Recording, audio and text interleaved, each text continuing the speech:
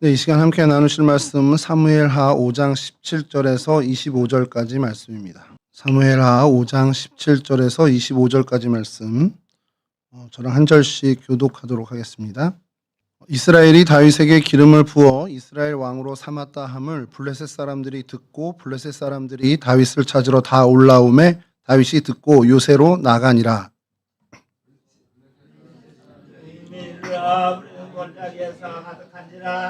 다윗이 여호와께 여쭈어 이르되 내가 블레셋 사람에게로 올라가리이까 여호와께서 그들을 내 손에 넘기시겠나이까 하니 여호와께서 다윗에게 말씀하시되 올라가라 내가 반드시 블레셋 사람을 내 손에 넘기리라 하신지라.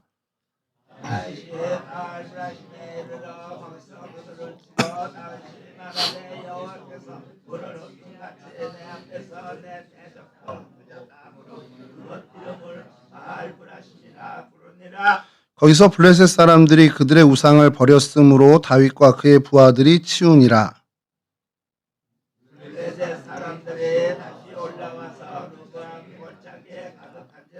다윗이 여호와께 여쭈니 이르시되 올라가지 말고 그들 뒤에 돌아서 뽕나무 숲을 맞은편에서 그들을 기습하되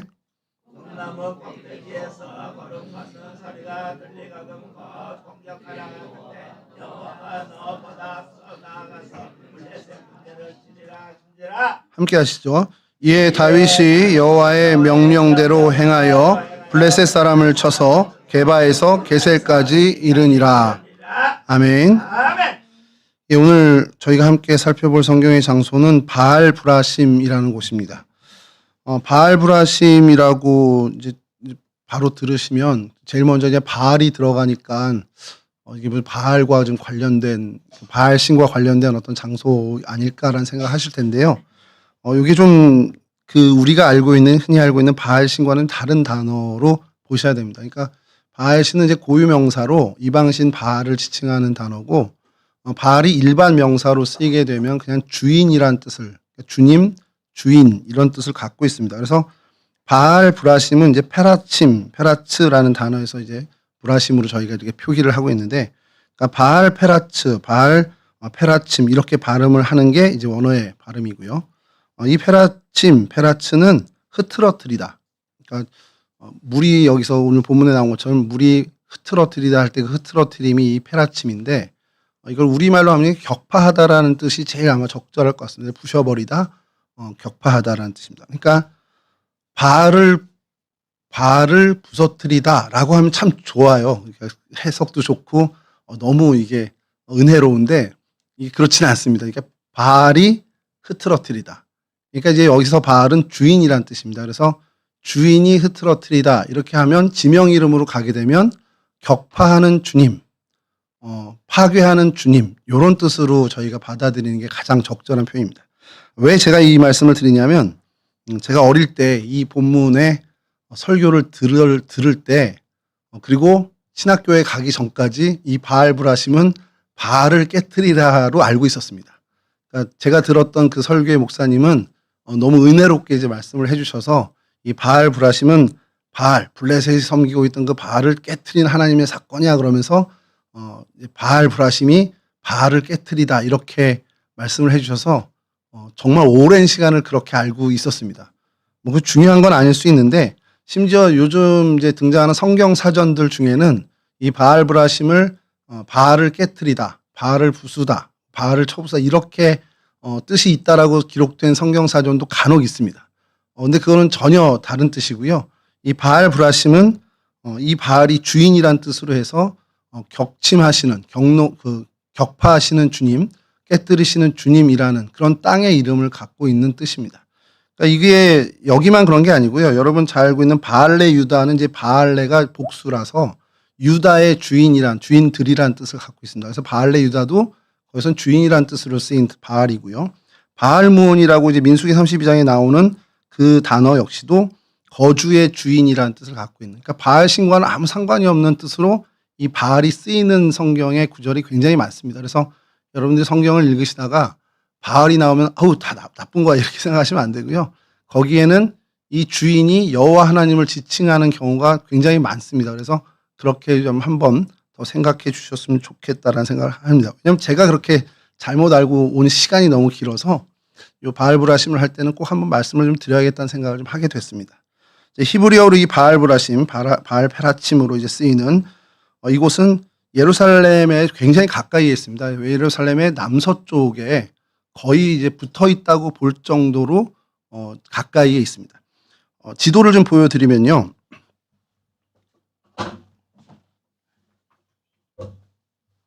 예, 이제 저희 익숙한 지도입니다. 그래서 여기가 예루살렘이고요. 그다음에 뭐 이제 텔아비브 이렇게 제일 큰 도시 텔아비브가 있고 예루살렘. 요 예루살렘에 제가 오늘은 빨간 점을 못 찍었잖아요. 이 글씨에 가려져 있어서 찍을 수가 없었습니다. 그래서 다음 지도를 보여드리면 예, 이렇게 예루살렘이 아까 그 예루살렘을 범위를 정하면 구글 지도에서 이렇게 나와요. 그래서 베들레헴까지 포함한 예루살렘 주를 이렇게 표현을 합니다. 그래서 예루살렘 옛날 그 올드시티에서 가장 가까이에 있는 요 하트 모양 여기와 또 조금 아주 조금 떨어져 있는 요것이 이제 길로라는 도시인데 이 두 곳을 오늘 이 바알 브라심으로 보는 경향이 있습니다. 그러니까 사실은 여기를 어떻게 보면 뭐 한 동네 아니야 해도 상관이 없는데 그 정도로 가까운 동네긴 한데 학자들마다 요곳 예루살렘에서 아주 가까운 지금 이제 굉장히 가까운 곳에 거의 뭐 붙어 있는 곳이죠. 지금 여기에 이제 이스라엘의 대법원도 이 자리에 있고요. 지금 여기를 이제 하는 학자들이 있고 또 이 길로라는 도시를 바알브라심이라고 하는 학자도 있습니다. 그래서 의견이 좀 팽팽합니다. 그래서 요 두 곳을 다 오늘은 좀 살펴볼 필요가 있을 것 같습니다.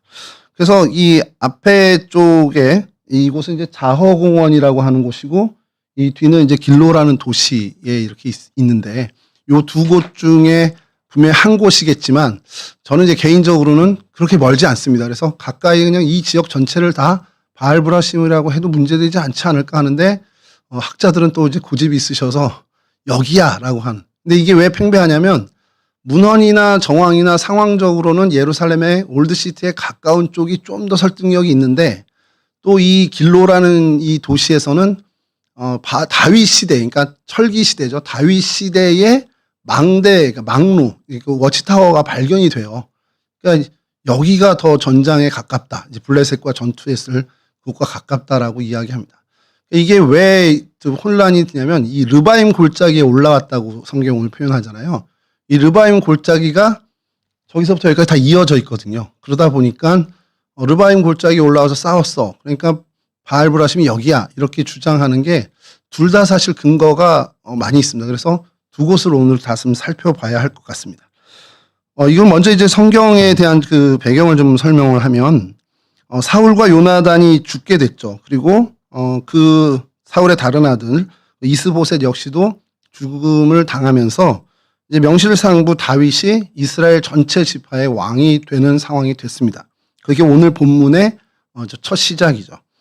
다윗이 헤브론에서 7년 동안 이제 왕으로 유다 지파의 왕으로 보내고 그 이후에 이제 여부수족을 무찌르고 예루살렘으로 옮겨서 이제 33년 동안 이제 이스라엘 전체의 왕이 되죠. 그러니까 총 40년의 재위를 갖게 되는데 그런 어떤 그 배경에서 이 이제 사건이 시작이 됩니다.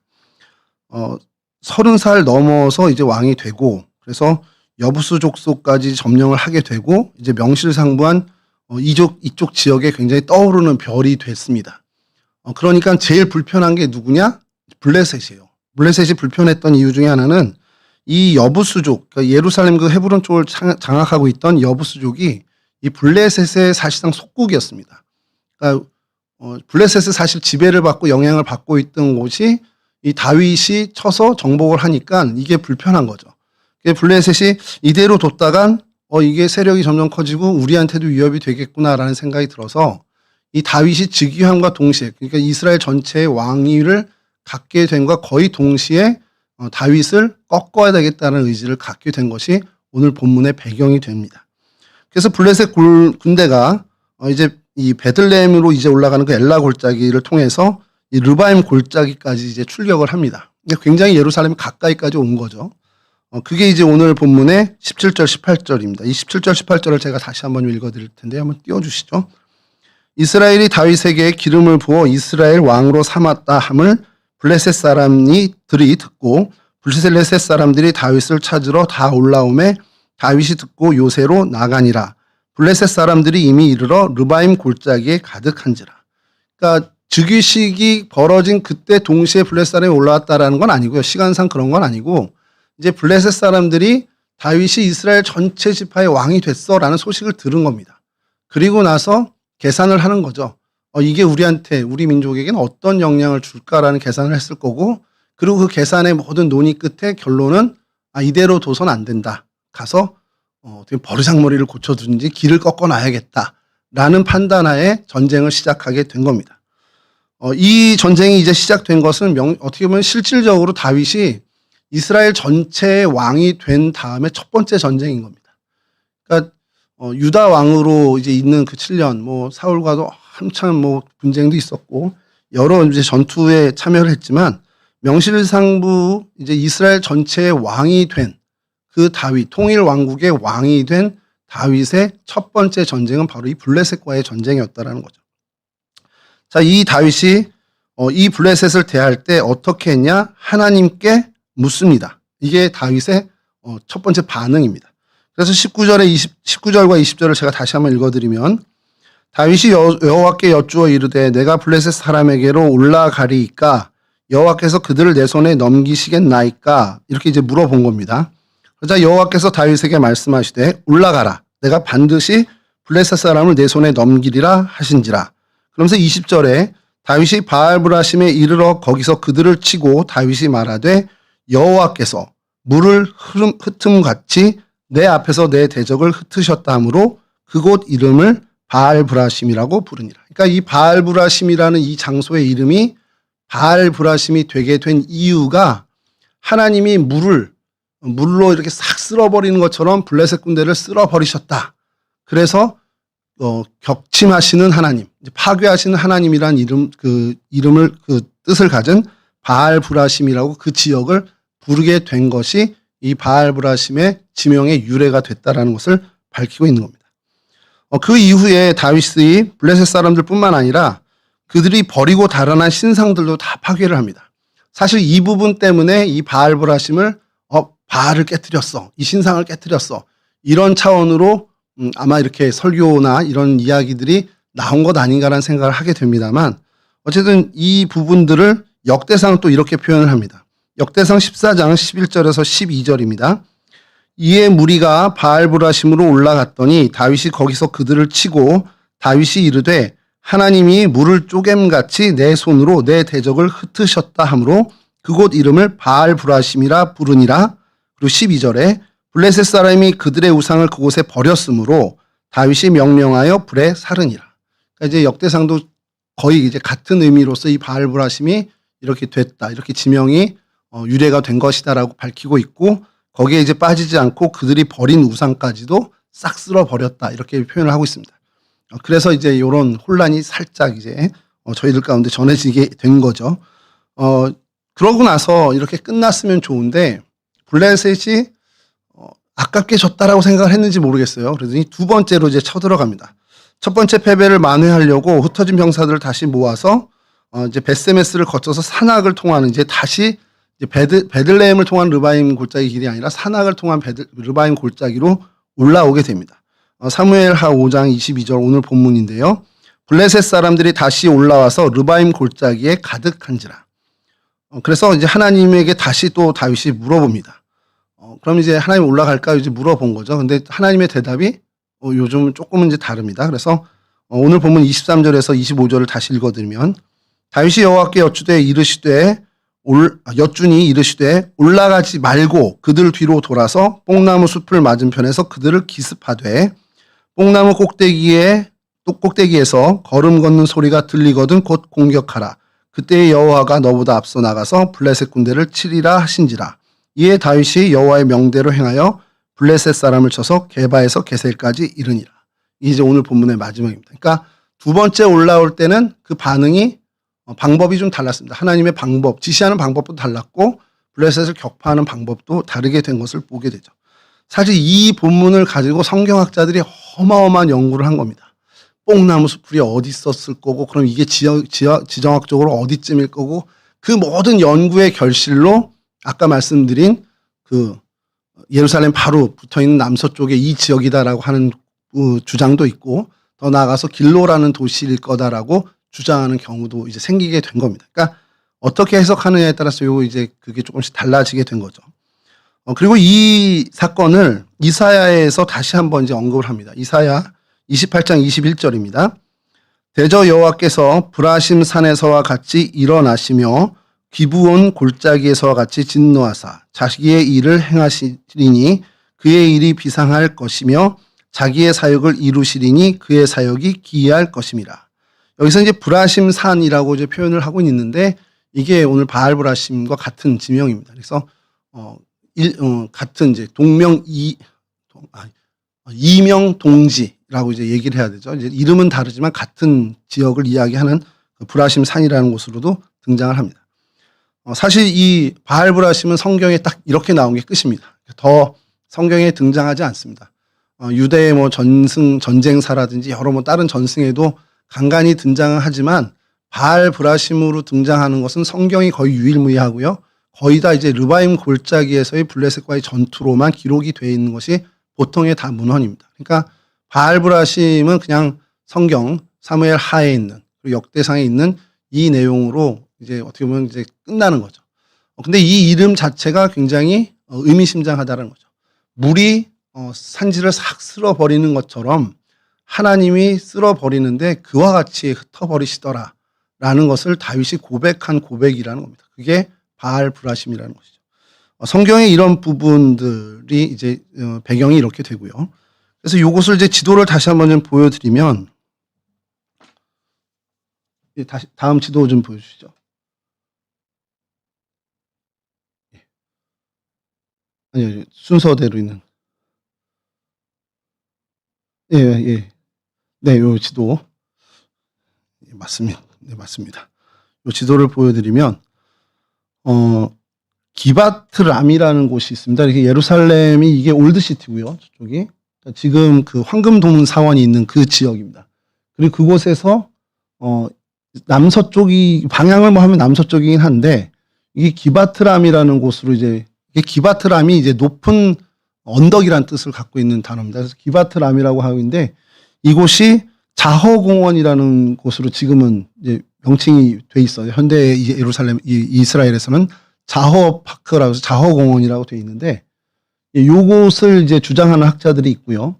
그다음에 여기가 이제 르바임 골짜기입니다.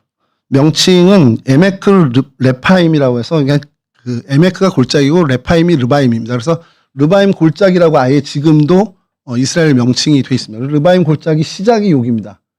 여기가 골짜기다 보니까 이제 아래로 꺼져 있잖아요. 이제 철길이 놓여져 있습니다. 예전에 쓰던 철길로 현재는 이제 쓰지는 않는 철길인데 그 철길을 따라서 쭉 오면 여기를 지나고 그래서 여기가 길로시티고 여기가 길로공원인데 여기까지 철도가 이어져요. 그리고 그 철길을 지금은 기차가 다니지 않고 공원화했습니다. 그래서 그곳이 르바임 골짜기를 치면 이제 그 길이 다 나옵니다. 그래서 이 르바임 골짜기를 따라서 쭉 이어져서 이 길로까지. 그래서 이 길로에 있는 이 망루가 발견됐다고 해서 이 길로 파크라고 돼 있는 요곳을 이제 이 바알 브라심이라고 주장하는 학자들이 있습니다. 그래서 멀지 않습니다. 가까이 있고 골짜기 따라서 한 몇 킬로 정도 걸어가는 정도의 산책할 수 있는 정도의 거리에 있는 그 길 끝에 있는 이 두 곳을 놓고 학자들이 이제 그 주장을 서로 상반되게 펼치고 있는 것이죠. 이 기바트람이라고 하는 이 위쪽을 이제 주장하는 곳을 보면 사진을 좀 보여드리면요. 이제 여기가 이제 기바트람입니다. 지금은 그냥 옛날 흔적은 거의 없어요. 그냥 지정학적으로 이곳이었을 거야라는 주장이고 이 언덕에서 예루살렘 시내를 보면 이렇게 그냥 죽어집니다. 여기가 뭐 행정부 무슨 청사라고 나왔는데 제가 정확히는 요거를 밝히지 못해서 어떤 정부 기관이고요. 그래서 요런 어떤 번화한 곳에 언덕에 있는 기바트람이라는 곳 이게 죄송합니다. 공원 이름이 자허공원. 자꾸 이름이 헷갈리는데 이 자허공원이라고 하는데 이 자허공원이 이 이름이 붙여진 이유는 이 자허라는 사람이 돈을 냈어요. 해리 자허라는 사람인데 영국 출신 유대인인데 영국에 거주하던 변호사입니다. 그 사람이 굉장히 많은 돈을 출자를 해서 이 공원을 조성하는데 이제 기부를 한 겁니다. 그래서 이름이 이제 자허 공원으로 지금까지 불리게 되는데, 그럼 이 해리 자허가 누구냐? 그럼 별로 뭐 아무리 돈 많이 냈다고 그래도 저렇게 이름을 붙여주긴 좀 그렇잖아요. 뭔가 좀 이 사람이 좀 임팩트가 있어야 되는 사람인데, 벨포어 선언이라고 여러분들 혹시 들으신 적이 있는지 모르겠지만 1차 세계대전 중에 이 벨포어 선언이라는 게 영국에서 영국 외무부 장관이 이제 벨포어라는 사람이 유대인들에게, 유대 사람에게, 당시 이제 시오니즘을 주장하던 이제 그 유대인 그룹에게 우리가 이제 팔레스틴 지역을 점령하게 되면 이스라엘의 독립국가를 승인해 주겠다, 이런 서신 이제 형식의 문서를 전달합니다. 이게 벨포어 선언인데, 이게 왜 중요하냐면 이게 공식 문서가 돼버리는 바람에 나중에 이게 그 이스라엘의 1948년에 독립하게 되는데 근거가 되는 그 선언이 돼버립니다. 이게 벨포어 선언이 굉장히 중요한데, 이 벨포어 선언의 초안을 마련한 사람이 이 해리 자허라는 사람이에요. 돈도 많았고, 이 사람의 이름이 대단한 이런 역할을 했으니 이름을 붙여주는 거죠. 돈도 냈고. 그래서 이제 자허 공원이라는 것이 된 겁니다. 근데 이게 뭐 더 잘 아시겠지만 이게 1927년 요때 이 약속을 한 건데, 1차 세계대전은 1918년에 이제 끝나잖아요. 근데 그 17년 전에, 2년 전에 이 영국이 어떤 일을 하냐면 아랍인들, 이 팔레스틴 지역에 있는 아랍인들에게 오스만 제국하고 싸우는데 우리를 도와주면 이 전쟁이 끝나면 아랍 독립국을 우리가 세워줄게 라고 약속을 합니다. 그게 맥마흔 선언입니다. 그러니까 이중 약속을 한 거예요. 아랍 사람들한테 니네 독립국가 세워줄게. 그리고 유대 사람들에게는 니네 독립국가 우리가 세워줄게. 근데 이제 그럴 수밖에 없었던 게 1차 세계대전 막바지에 영국이 굉장히 쪼들립니다, 경제적으로. 그래서 미국에 있는 유대인들, 그리고 러시아에 지금 살고 있는 유대인들에게 자금을 좀 모으기 위해서 이 선언을 해주는 거예요. 그러니까 너희들이 우리 지금 도와주면 이거 우리가 독립국가 세워줄게. 뭐 그 이면에는 그 수에즈 운하를 이제 영국이 이제 장악을 했잖아요. 그걸 운영할 때 거리가 있다 보니까 그 속에 친영국 정부가 하나 있으면 좋겠다라는 생각에 유대 나라, 그러니까 이스라엘 국가가 하나 있으면 좋겠다라는 생각도 좀 그 안에 깔려 있었던 거고요. 그런 여러 이제 복합적인 걸로 약속을 하는데 그게 이제 이중 약속이 된 거죠.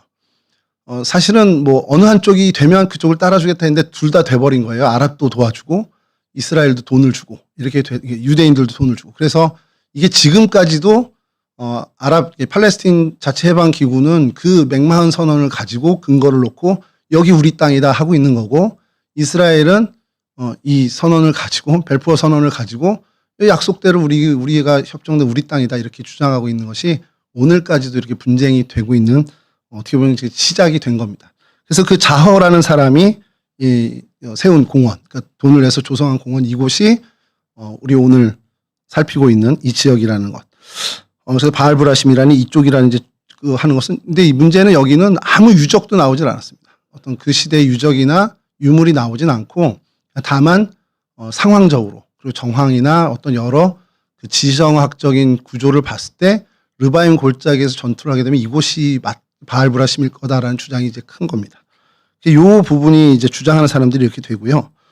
그래서 다음 사진 보여주시면 이렇게 생겼습니다. 그냥 자허공원에서 이제 바라본 이스라엘 예루살렘 도시입니다. 그리고 여기가 이제 아래가 꺼진 이쪽이 다 르바임 골짜기입니다. 이 길이. 다음 사진 보여주시면 이제 자허공원이 이제 여기가 자허공원인데요. 이건 이제 항공사진을 찍었는데 이 자허공원에 묘지가 있습니다.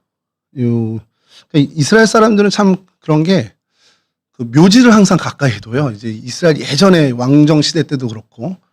그래서 이 자허공원 안에 굉장히 좋은 요충지임에도 불구하고 이곳에 이런 묘지를, 굉장히 큰 대규모의 묘지를 사용하고 있습니다. 이게 베드르라는, 세인트 베르드르라는 아랍 사람들의 마을이 원래 있었던 자리입니다.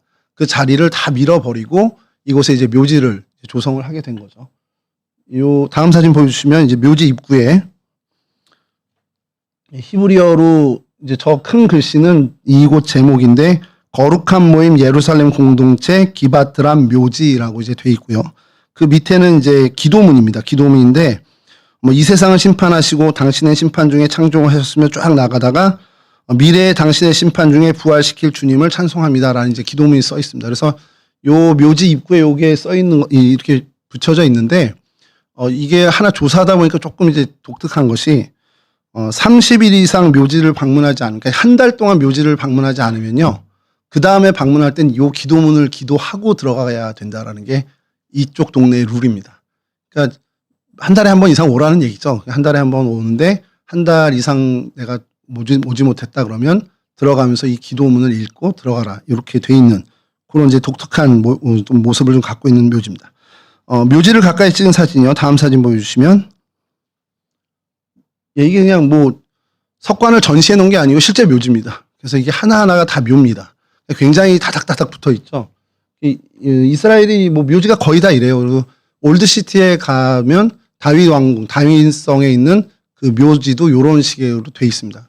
요것이 좀 유명한 묘, 기바트람 공원 묘지로 돼 있는 묘지고요. 다음 사진이 다시 그 지도인데요. 그래서 여기가 지금 방금 기바트람이라고 하는 자허공원에 주장하는 것이고, 그다음에 이제 길로시티가 이 밑에 있습니다. 그래서 요 철길을 따라서 기드론 골짜기를 따라, 기드론 르바임 골짜기를 따라서 쭉 내려오다 보면 여기가 이제 또 언덕이 있습니다. 이 언덕이 있는데 뭐 여긴 밸리 오브 레파임이라고 해서 르바임 밸리라고 되어 있기도 하는데, 요 길로시티에 길로파크가 있습니다. 여기가 이제 다윗 망루가 발견된 곳이에요. 그래서 이곳을 바알 브라심이라고 하는 주장하는 분들은 여기에 유적도 나오고 철기 시대의 유적도 나오고 철기 시대의 망루도 흔적도 나오고, 그러니까 유적과 유물이 나오니까 당연히 여기다라고 이제 주장을 하는 거죠. 저는 그래서 그럼 여기가 더 학설이 좀 높겠구나 생각을 했는데 뭐 그렇지도 않습니다. 이제 학설은 비등비등하고요. 오히려 그 예루살렘에 가까운 쪽이 오늘날은 조금 더 좀 그쪽을 또 무게가 그쪽으로 또 넘어가 있는 분위기이긴 합니다. 그래서 이곳 사진을 좀 보여드리면, 요 사진을 보여드리면 르바임 골짜기, 이 르바임 골짜기, 이제 내려오는 르바임 골짜기의 사진입니다. 여기가 골짜기입니다. 이렇게 요 길 따라 쭉 내려가는 길이고, 여기 보시면 황금돔 사원이 보입니다. 보이시나요? 황금돔으로 된. 여기서 이제 바라보면 요 골짜기를 따라 쭉 내려가고요. 다음 사진 보여주시면, 요게 철길입니다. 철길인데 이렇게 지금 기차는 안 다니고 공원화 했습니다. 그래서 르바임 골짜기가 여기입니다. 그러니까 예전에 르바임 골짜기고 그 철길을 따라서 공원을 만들어 놨습니다. 저희 경의선 숲길이나 여기 여기 경춘선 숲길 조성한 거랑 거의 흡사하더라고요. 여기 로드뷰로 따라가 보면요, 이거 한국 아니야? 라는 생각이 들 정도로 똑같이 해놨습니다. 그래서 저희가 따라한 건지 쟤네가 따라한 건지 모르겠는데 거의 이제 차도와 공원이 계속 나란히 쭉 갑니다. 한참을 가요. 그래서 이렇게 르바임 골짜기가 오늘날은 이렇게 돼 있습니다. 그래서 그 다음 사진 보여주시면, 여기가 이제 길로 공원입니다. 여기가 오히려 아까 자허 공원보다는 좀 높아요. 해발 800m가 돼서 여기가 조금 더 높고 망루가 있을 법한 곳이긴 합니다. 그래서 여기가 이제 망루 흔적이 나온 유적지인데, 이 길로 공원 역시도 공원을 제외하고는 다 아파트가 들어선 주거 밀집 지역입니다. 다음 사진 보여주시면 이곳이 이제 망루의 흔적입니다. 그래서 보존을 왜 이렇게 하지라는 생각이 들 정도로 그냥 그때 당시의 돌들입니다. 여기 뭐 복원을 좀 한 것도 있는데 뭐 자료나 유물들은 다 박물관으로 가져갔고 요 터는 이렇게 좀 보존을 하고 있습니다. 그래서 요 돌들이 그 철기 시대의 돌들이라는 것들이 증명이 됐고요. 그래서 여기서 나온 이제 두 가지 자료들이, 다음 사진 보여주시면 이제 이거는 발굴하게 됐다라는 것들을 이제 기록한 이제 안내도입니다. 그래서 르바임 골짜기 따라서 쭉 오게 된, 그래서 바알브라심이 이쪽이다라는 것을 보여주는 안내도고요. 다음 보여주시면 이건 이제 발굴 지도입니다. 그래서 길로 공원이고요. 명시를 해놨고, 그리고 워치타워가 발견된 것이 이쪽이라는 거. 그리고 제1철기 시절 이렇게 제2철기 시절의 유적들이 이렇게 나왔다라는 것들을 이렇게 좀 발굴 도면으로 기록에 남겨놓고 있어요. 그러니까 이렇게 바알브라심이라는 곳이 두 곳 중에 하나다라고 얘기하는데, 뭐 저만 그런 생각을 하는 게 아니라 여기에 대해서 이제 하시는 많은 분들이 거기나 여기나 그렇게 크게 차이 나지도 않고, 전쟁을 하다 보면 저쪽으로 밀려갈 수도 있고, 블레셋이 좀 세져가지고 밀고 들어오면 예루살렘 가까이 왔었을 것이고 또 반격을 해서 내려가다 보면 그 밑으로까지도 내려갔을 거다라는 어떤 그런 얘기들도 좀 합니다. 그래서 이 르바임 골짜기 전역을 다 분명히 전투가 일어났을 것이고 이제 중요한 건 어디서 이렇게 기습을 했냐 이제 그걸 가지고 이제 논쟁을 하는 건데 그게 이 길로 쪽일 거다라는 얘기를 하는 분도 있고 아니면 자허공원 쪽이다라고 얘기하는 학자들도 있어서 양분되어 있는 상황입니다. 그래서 이런 어떤 모양을 가지고 있는 것이 바알브라심이라는 그 동네입니다. 그래서 이 바알브라심을 뭐 사진 자료는 요 정도까지인데요. 이 바알브라심을 보면서 그냥 참 우리가 어떤 교훈을 좀 얻어야 될까라는 생각을 좀 해보면서 바알브라심 그냥 굉장히 엉뚱한 생각들을 계속 하는 겁니다. 하나님께서 흩으셨다. 하나님께서 흩으시는데 그냥 보통 흩으시는 게 아니라 정말 바알브라심이라고 이야기할 정도로 주인께서 격침하셨다. 주인께서 파괴하셨다. 그러니까 주님이 그렇게 하셨다라고 다윗이 고백할 정도로 완전한 승리를 일으키신 하나님을 경험했다라는 거죠. 우리도 살아가면서 우리의 인생 가운데 전쟁이라고까지 부르기는 좀 뭐하지만 많은 그런 어떤 전쟁과 같은 일들을 경험하게 되죠. 뭐 눈에 보이는 어떤 갈등들도 있을 거예요. 뭐 사람과의 갈등도 있을 거고 또 어떤 경제적인 위기를 우리가 맞닥뜨릴 때도 있고요. 또 뭐 더 나아가서 이제 어떤 영적인 전투까지도 저희가 벌어지는 그런 어떤 전쟁과 같은 일들을 우리가 늘 살아가면서 마주하게 됩니다. 그래서 전쟁이라는 것을 그런 단어를 떠올리면 저는 이제 전쟁 그러면 제일 연관 있는 성경의 인물이 여호수아하고 다윗이 떠오릅니다. 그러니까 전쟁 그러면 누가 제일 먼저 떠올라 그러면 다윗과 여호수아가 떠오릅니다. 이 둘의 공통점이기도 하고 다윗에게 좀 도드라지게 나타나는 모습이기도 한데 이 다윗은 이 전쟁에 있어서만큼은 너무 그 하나의 원칙을 완전히 끝까지 고수했던 사람으로 저희들이 기억을 하죠. 처음에 말씀드린 것처럼 이제 오늘 본문은 다윗이 온 이스라엘의 왕이 되고 난 다음에 첫 번째 전쟁을 치르는 이 블레셋과의 첫 번째 전쟁을 치르는 그러니까 블레셋과의 첫 번째가 아니라 그의 왕위 시절의 첫 번째 전쟁이 이 블레셋과 치러지게 되는 전쟁입니다. 자, 이 처음 전쟁에 어떻게 보면은 의미가 있잖아요. 왕이 돼서 첫 번째 맞이하는 전쟁인데 야 이거 어떻게 대처를 해야 될까 이런 생각들을 했을 것 같다는 생각이 듭니다. 만약에 제가 다윗의 입장이었다라고 생각한다면 어떻게 보면 지금 생애의 최고의 순간이잖아요. 그 많은 사울의 핍박을 다 뒤로 하고 이제 좀 다리 뻗고 살 수 있는 정말 명실상부한 왕이 돼서 좀 평안한 생활을 누릴 수 있는 어떤 그 시점이 시작되는데 갑자기 전쟁이 일어나는 겁니다. 그러니까 그 순간에 생각도 많이 들었을 것 같아요. 이제 좀 살만해졌는데 이제 전쟁이야? 또 전쟁이야? 이러면서 낙심하기도 하고 불평불만도 가질 법한데 다윗은 그렇지 않았다라는 겁니다. 그리고 블레셋이란 존재도 사실은 다윗에게는 좀 두려운 존재일 수 있습니다. 사울 왕도 블레셋에게 죽었죠. 그리고 제일 친했던 그 요나단 역시도 블레셋의 손에서 죽었습니다.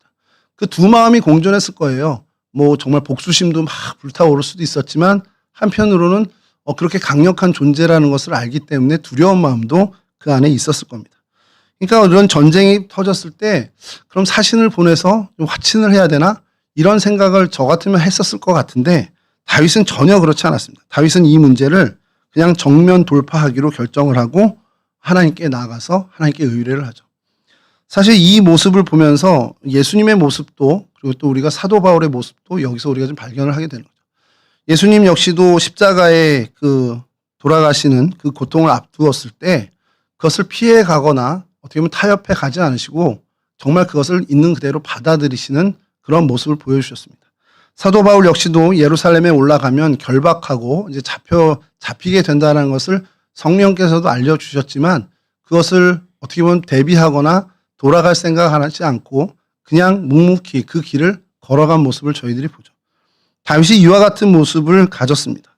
첫 번째 맞이한 전쟁, 왕위에 올라서 첫 번째 맞이한 어떻게 보면 두려울 수도 있고 어떻게 보면 불평불만을 가질 만한 상황일 수도 있지만 그런 상황에서도 그는 늘 그렇게 해왔듯이 이 전쟁을 놓고 하나님 앞에 나아가서 정면 돌파를 시행을 하게 됩니다. 하나님 앞에 나아가 하나님 이 전쟁을 어떻게 해야 합니까? 라고 묻는 것이 그의 첫 번째 반응이었습니다. 19절에 다윗이 여호와께 여쭈어 이르되 내가 블레셋 사람에게 올라가리이까 여호와께서 그들을 내 손에 넘기시겠나이까. 사실 이렇게 하나님께 물었죠. 근데 우리가 일반적으로 생각하면 다윗은 전쟁의 전문가예요. 그리고 이제까지도 계속 전쟁을 해왔던 사람이고 전투의 현장에 있었던 사람입니다. 그러면 어느 정도 노하우가 생겼으면 이제 블레셋이 쳐들어왔을 때 뭐 두려운 존재이기도 하지만 이럴 땐 이렇게 하는 게 맞지? 이렇게 블레셋이 올라오면 르바임 골짜기로 왔어? 그럼 이렇게 전쟁을 우리가 치르고 이런 작전을 쓰면 좋겠다. 이런 생각을 할 법도 한데 그는 그 모든 것들을 다 내려놓고 자기의 경험이나 지식은 다 뒤로 하고 하나님 앞에 나가서 하나님의 말씀을 먼저 듣는데 우선순위를 두게 됩니다. 그러니까 자신이 경험한 경험보다 하나님의 말씀을 먼저 했던, 그러니까 하나님의 말씀을 더 신뢰한 모습을 보여줬다라는 것이죠. 사실 이것이 사울과 다윗의 결정적인 차이입니다. 사울은 전투를 앞두고 전쟁을 앞두고 급하다 보니까 제사도 자기가 망령되이 드리고 또 무당을 찾아가기도 합니다. 그런 어떤 급한 모습을 보이는 것이 사울의 모습이었습니다. 그러나 다윗은 완전히 다르죠. 그 모든 문제를 놓고 하나님 앞에 먼저 가서 엎드리는, 하나님께 먼저 묻는 모습을 보여주고 있습니다. 이것이 사울과 다윗의 가장 큰 차이의 모습이라는 것이죠.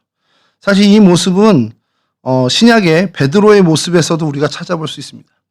베드로가 밤새도록 헛금을질을 하고 돌아오니까 주님께서 얘기합니다. 깊은 데 가서 금을 내려봐. 근데 저는 그 본문이 사실 제일 불편했던 본문 중에 하나입니다. 예수님은 목수예요. 전직 목수입니다. 베드로는 현직 베테랑 어부입니다.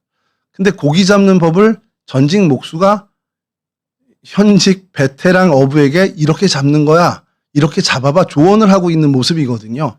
사실은 좀 이게 좀 상식적으로 맞지 않는 모습인데 저는 베드로의 위대함이 거기 있다고 보는 겁니다.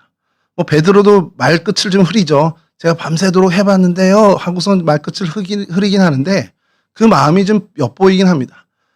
예수님 이거 해봐도 안 되는 겁니다. 근데 베드로는 그 말씀을 믿고 나가서 깊은 데에 그물을 던집니다. 그리고 어마어마한 전무후무한 경험을 하게 되죠. 베드로가 자신의 경험과 자신의 모든 노하우들을 뒤로 하고 예수님의 말씀을 의지해서 깊은 곳에 가서 그물을 던진 것과 같은 믿음이 다윗에게 있는 믿음이라는 겁니다. 자신의 그 수많은 전투의 경험들, 그 노하우를 뒤로 하고 하나님 이번 전투는 어떻게 해야 될까요? 이제까지 내가 수많은 전투를 해왔는데 그건 뒤로 하고 이번 전투는 하나님 내가 어떻게 해야 될까요? 라고 하나님께 묻는 다윗의 모습이라는 겁니다. 다윗에게는 확고한 믿음이 하나 있었습니다. 그가 늘 그 전에도 보여줬던 그 말, 전쟁은 여호와께 속한 것이다라는 이 확고한 믿음을 다윗은 늘 갖고 있었습니다. 소년 시절에도 그랬죠. 하나님의 군대를 모욕하는 골리앗을 향해서 너는 칼과 창과 단창으로 내게 나오거니와 나는 만군의 여호와의 이름으로 내게 나아가노라 외치면서 나가서 여호와의 구원하심이 칼과 창에 있지 아니함을 이 무리로 알게 하리라. 이게 다윗의 처음부터 가졌던 그 믿음의 모습이었다라는 겁니다. 그는 이 전쟁과 모든 승리가 하나님 손에 달려있다라는 것을 이 어린 시절부터 알고 있었습니다. 양을 치면서 곰을 무찌르기도 하고 사자를 무찌르고 했던 그 경험에서 아마 그 더 강화된 믿음일 수도 있지만 그의 믿음은 평생을 가면서 흐트러지지 않았다라는 거예요. 여러분 우리가 인생을 살아가면서 많은 문제들을 맞닥뜨립니다. 블레셋과 같은 위기를 우리가 맞닥뜨리게 되죠. 근데 우리가 실패하는 이유가 뭘까요? 우리가 능력이 없어서?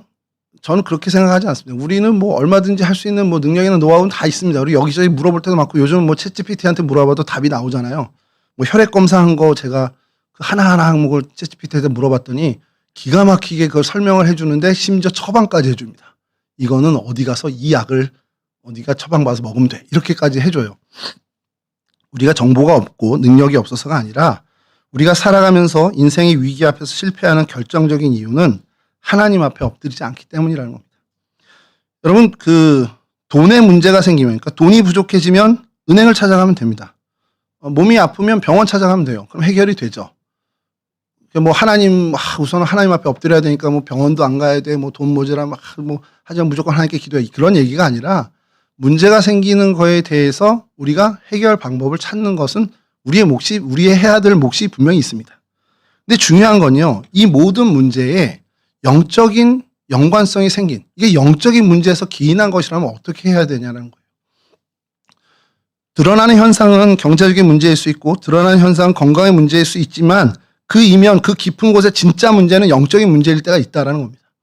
그럼 그 문제는 어떻게 할 거냐는 거예요. 그 문제는 어떻게 해결을 해야 우리가 지혜로운 그리스도인이 될 수 있냐라는 겁니다.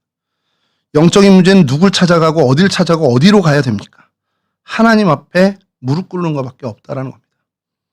여러분, 우리가 하나님 앞에 나와서 이것이 드러나는 현상은 경제적인 문제인 것 같고, 이거 드러나는 현상은 사람과의 관계의 문제인 것 같고, 드러나는 현상은 어떤 건강의 문제인 것 같지만 그 깊은 곳에는 하나님과의 관계, 영적인 문제일 때가 너무도 많다라는 겁니다. 근데 그걸 우리는 너무 간과할 때가 많다라는 거예요. 제가 굉장히 좋아하는 잠언심 중에 말씀 중에 하나는 사람의 행실이 여호와를 기쁘시게 하면 그 사람의 원수까지라도 더불어 화목하게 하신다라는 말씀이 있습니다.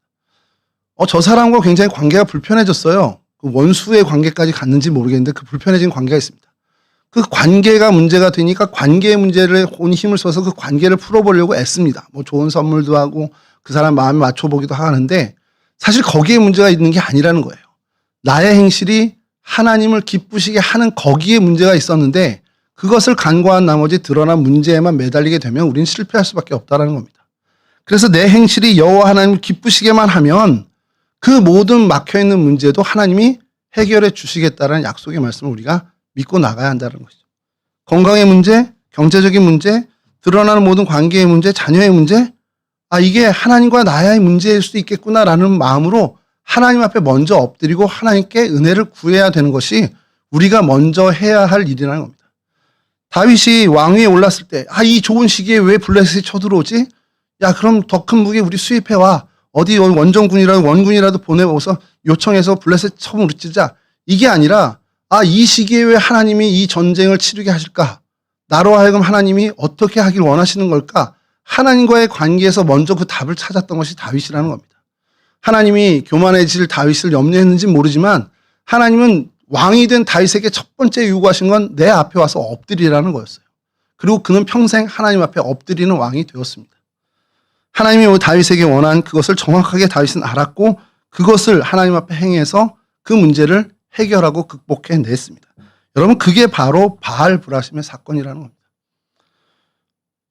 여러분, 거대한 댐, 댐까지는 아니고 저수지가 무너지거나 산사태가 나는 걸 좀 볼 때가 있습니다. 뉴스 화면이라는 거 볼 때 보면 홍수가 나서 막 쓸어가는 걸 볼 때가 있죠. 엄청난 바위도 그냥 떠내려가는 걸 보고요. 집도 떠내려가는 걸 봅니다. 그냥 아예 그 물살에 휩쓸고 나간 데는 흔적도 아예 없어져 버리는 걸 볼 때가 있습니다. 그게 오늘 바알 브라심의 하나님의 모습이었다는 거예요. 블레셋 군대를 정말 아예 흔적도 없이 싹 쓸어버리신 하나님의 모습. 그리고 그 모습을 본 다윗은 이것이 정말 파괴하신, 어떻게 보면 흩으신 하나님이시구나라고 해서 바알 브라심이라는 이름을 붙였다는 겁니다. 여러분의 문제 하나님 앞에 엎드리면 내가 갖고 있는 이 문제, 관계의 문제가 됐든 경제적인 문제가 됐든 건강의 문제가 됐든 이것이 하나님이 내가 하나님 앞에 무릎 꿇기를 원하는 영적인 문제에서 기인한 것이라면 그렇게 하나님 앞에 엎드리게 되면 블레셋 군사를 정말 완전히 흔적도 없이 흩어가시는 그 거대한 물길로 흩으신 하나님의 그 능력과 같은 능력이 오늘 우리의 문제에도 동일하게 임하신다라는 사실이라는 거예요. 내 문제를 하나님께서 이처럼 완전히 흩어버리고 흔적도 없이 있었던 문제 같지도 않게 정말 그 문제가 있었나라고 의심할 정도로 궁금해할 정도로 그 문제를 없이 해주신다는 하나님의 은혜를 우리에게 약속해 주시는 것이 바로 이 바알 브라심이라는 겁니다. 여러분, 바라기는 이 바알 브라심의 은혜를 우리 모두가 좀 누렸으면 좋겠습니다. 내가 하나님 앞에 엎드렸을 때 하나님께서 이 문제를 정말 없이 하시는데 아예 흔적도 없이 찾아보지도 못할 정도의 그 없는 문제처럼 만들어주시는 그 은혜를 여러분과 제가 누렸으면 좋겠습니다. 그 이후에 블레셋이 또다시 쳐들어옵니다. 우리의 문제도 그렇죠. 이 문제가 해결된 다음에 하나님의 은혜로 해결되었는데 그 문제가 우리 안에 또 발생할 때가 있어요. 그럼 또 하나님께 엎드리는 겁니다. 다윗이 또 문제를 하나님 앞에 거서 엎드렸을 때. 근데 하나님은 그때 또 다른 방법을 말씀해 주세요. 하나님은 그 모든 문제에 매번, 매 순간 하나님은 항상 하나님은 그 문제는 그 문제대로 방법이 똑같을 수도 있고 다를 수도 있습니다. 그게 중요한 게 아니고요. 그 문제는 그 문제대로 하나님이 전심으로 하나님께서 해결해 주신다는 겁니다. 지난번에 문제 해결해 주셨는데 이번 문제는 하나님이 해결해 주실려나? 이 믿음, 이러한 불안감 갖지 말라는 거예요. 그 문제는 그 문제고 이 문제는 또 100% 하나님은 또 온전히 우리에게 해결해 주시는 능력의 하나님이 되어 주신다는 사실입니다. 똑같은 문제, 뭐 비슷한 문제, 그때그때 우리에게 문제가 생겼을 때 그때마다 매번 하나님께 매달리고 하나님 앞에 엎드린다면 하나님은 우리에게 늘 바알브라심의 은혜를 매번 똑같이 우리에게 주신다는 사실을 믿고 나가는 저희들이 되었으면 좋겠다는 거죠. 하나님의 방법이 다를 수도 있고 똑같을 수도 있습니다. 그러나 그때그때 주시는 하나님의 은혜, 그것을 우리가 구해야 한다는 것이죠. 이전에 주셨으니까 그 은혜 갖고 그냥 살아가야지. 아닙니다. 이번의 문제는 이번에 주시는 은혜로, 어제 은혜는 어제까지의 은혜고 오늘 주시는 은혜는 오늘 가지고 또 우리가 살아가고 내일의 은혜는 내일 또 하나님 주시는 은혜 갖고 우리가 살아가야 한다라는 그 매일매일을 하나님의 은혜로 살아가야 하는 그러한 믿음으로 우리가 살아가야 한다는 사실이죠. 여러분, 우리가 그리스도의 좋은 군사로 또 하나님의 백성으로 부르심을 받았습니다. 우리가 이렇게 살아갈 때 우리를 대적할 만한 것들은 많이 있어요. 우리가 뭐 다윗이 이런 왕위를 얻었을 때 바로 이런 마귀의 공격이 있는 것처럼 우리가 어떤 은혜를 얻으면 반드시 약한 세력은 가만히 있지 않습니다. 우리가 은혜 받는 꼴을 두고 보지 않아요. 계속해서 우리를 방해하고 우리를 흔듭니다. 그럴 때마다 우리는 계속해서 그 문제를 놓고 하나님 앞에 엎드려야 한다는 거죠. 여러분의 삶을 가로막고 있는 블레셋과 같은 문제가 무엇입니까? 왕이 되자마자 닥쳐온 시련 앞에서 두렵고 떨지 않았던 다윗처럼, 피하지 않았던 다윗처럼 우리도 내 경험과 상식을 의지하지 않고 기도의 자리로 나가서 하나님을 의지하는 그런 정말 멋진 믿음의 그런 모습을 하나님께 보여드렸으면 좋겠습니다. 여러분, 내 문제, 내 블레셋, 그 문제, 매일매일 벌어지는 그 블레셋의 문제에 매일매일 바알브라심의 은혜를 구하는 그런 하나님, 어떻게 보면 격침하시는 하나님, 흩으시는 하나님의 그 은혜를 늘 누리는, 그래서 이 문제를 도무지 잊어버리는, 무슨 문제가 있었지라고 기억조차 못하는 그런 문제가 되도록 하나님의 넘치는 은혜를 다 누리시는 저와 여러분이 되었으면 좋겠습니다. 저와 여러분 모두가 이 은혜의 주인공이 되실 수 있기를 주님의 이름으로 간절히 축원합니다. 기도하겠습니다.